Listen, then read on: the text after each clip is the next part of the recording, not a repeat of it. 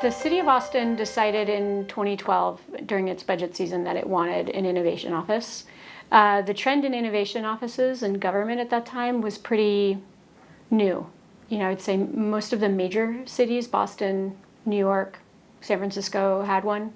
And the idea is that you're going to have one person sort of responsible for establishing, life cycle testing of ideas, design processes, helping the organization come up with a portfolio of items that help it orient towards the future. And so what we do here in the Innovation Office is we help the organization innovate in place. So we don't implement anything. We find the folks who in the organization are interested, ready, motivated, challenged. They've got a problem that they can't get past or an opportunity that they want to leverage.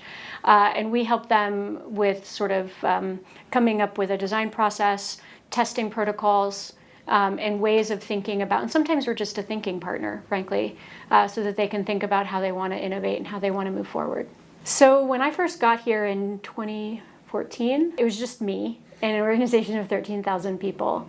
So it was challenging to try to figure out what form the Innovation Office should take and who those folks are. So what we did at first was just offer training. Mm-hmm.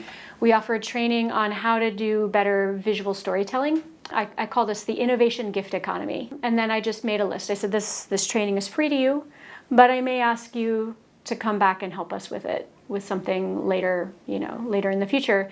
And for that particular thing, we were getting ready to train a new city council, right? This is when we were moving from at-large districts to single-member districts. And we knew we were going to have to be giving training to a large number of them. And it turned out that only one person was an incumbent. So everybody was receiving new information. And what we did with the training is we then moved it into here's how we can design the presentations for City Council. After that, we offered training on co-creation, strategic co-creations. You have your process owner, and you have your content owner, your experts, your subject matter experts. And we want to be facilitating people through a creation process as opposed to an optimization process. And we've been acting as sort of a facilitation office for those types of processes. Then we offered up other workshops, how to do problem framing, because when you're dealing with ongoing operations, you're dealing with something of the magnitude of a city. It's very complex. So there's a lot of interdependencies and interconnectedness, and what you need to solve for may be different than you think it is. So that's how we sort of found people, was just, hey, who is interested in this?